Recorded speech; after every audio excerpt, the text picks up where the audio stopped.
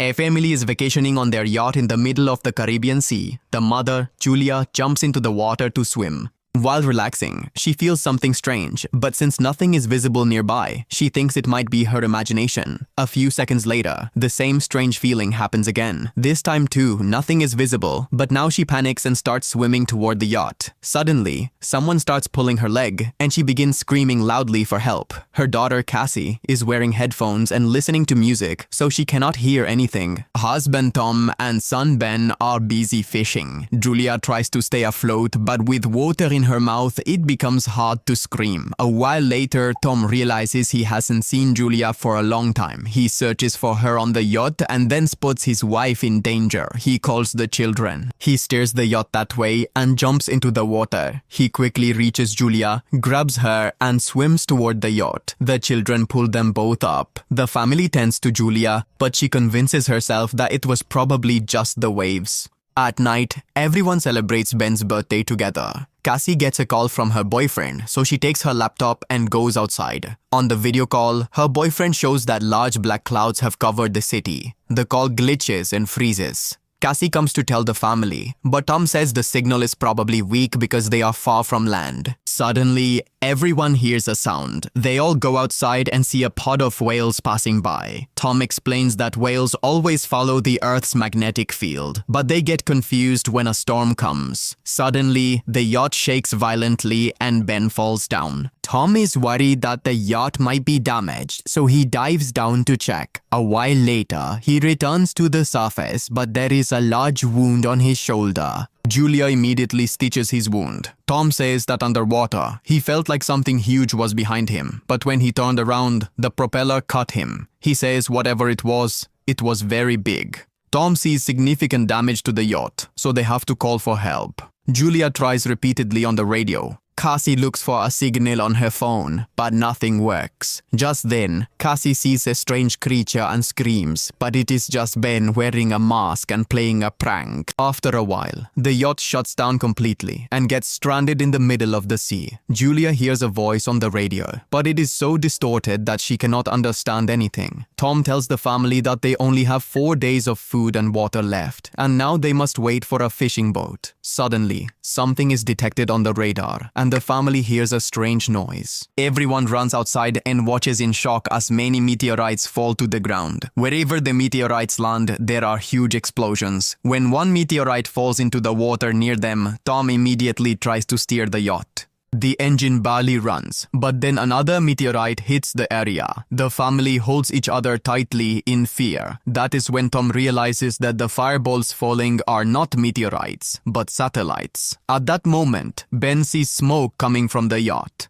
Tom checks and confirms that the engine has failed. As the wind picks up, the family hides inside the yacht. Without noticing that the compass is spinning very fast, the yacht starts shaking violently. Ben falls again, and this time he gets hurt. Waves are crashing hard against the yacht. Tom struggles to get outside and brings back life jackets. Suddenly, the power goes out. Tom quickly presses the button on the power box and the lights come back on.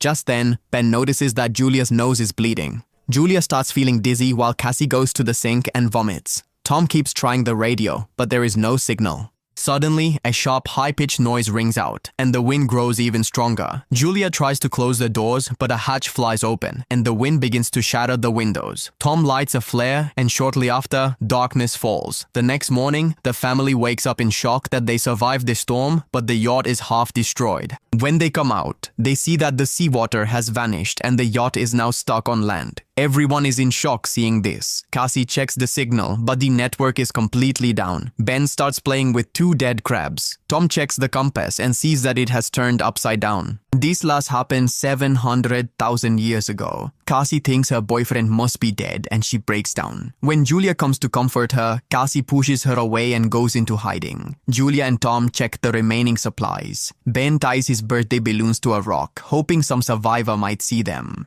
Tom tries the radio again, and this time connects with a man. His name is Nav, and he is a submarine captain. His submarine is also stuck on land. He confirms that the magnetic poles have reversed, so the ocean has receded, and the land has submerged. He says he has not seen any other survivors yet, and communication systems are completely down. He further adds that the poles will reverse again and the ocean might return in a week. He warns the family to climb as high as possible because when the water returns, it will be very dangerous. He says his partner died in the crash and the submarine only has room for 3 people. Julia and Tom ask him to please save their children. He gives them his coordinates. Tom calculates that it will take 2 to 3 days to reach the submarine.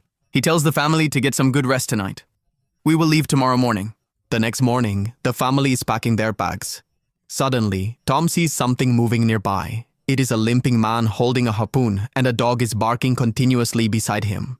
Tom goes over to him and gives him a bottle of water, but the man speaks in a language that Tom cannot understand. After drinking the water, the stranger suddenly hits Tom on the head with the bottle and kicks him hard in the face. Julia runs away in fear, but it is already too late. The man has already driven the harpoon into Tom's stomach. Tom writhes for a few moments, and then he slits his throat as well. The man then chases after Julia and throws the harpoon, which injures her shoulder. Julia runs inside the yacht in pain and tells the kids to hide. She locks the door.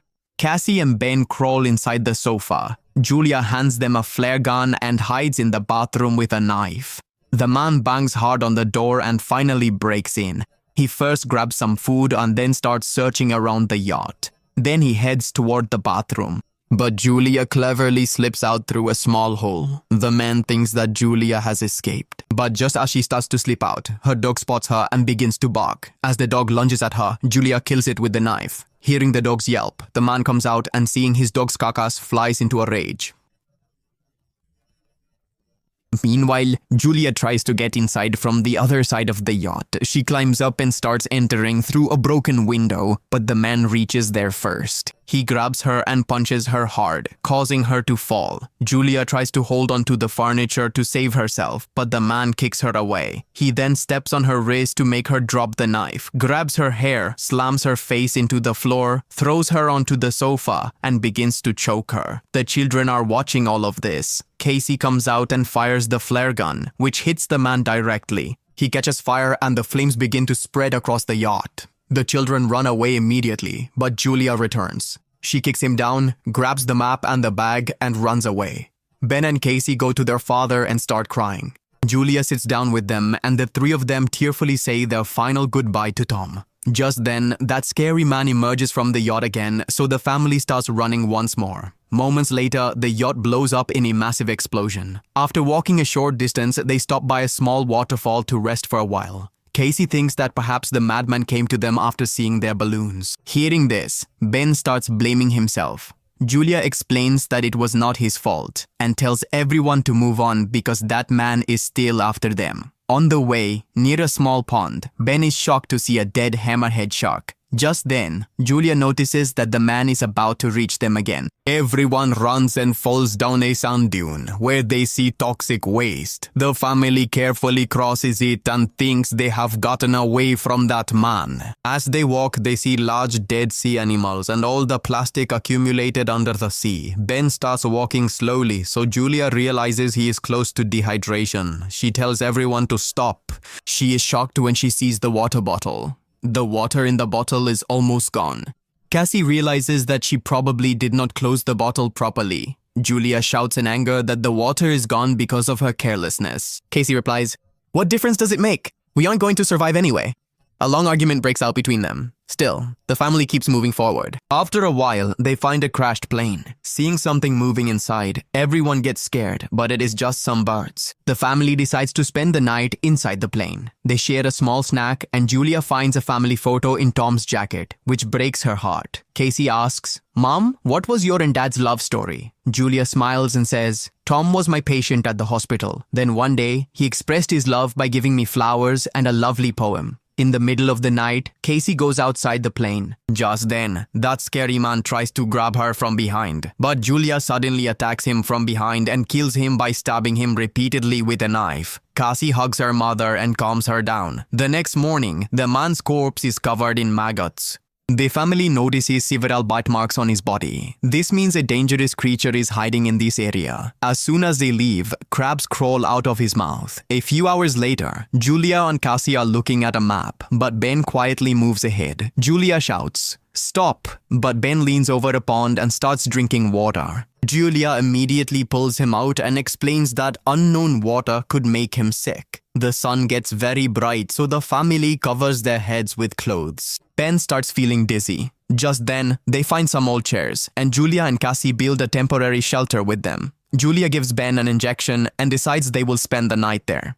In the morning, Julia wakes up to a strange sound. She goes outside and sees a large swarm of crabs heading toward them. She immediately picks up the children, and the three of them start running. While running, they spot a large cargo ship. There are 3 crew members alive inside. A woman wants to help them, but the other 2 men refuse and lock the container, leaving the family outside. The crabs get closer. Julia helps the children climb onto the container. As she starts to climb up herself, the crabs bite her leg hard. The children pull her up, or she would have fallen down. Half of the crabs get inside through a hole in the container.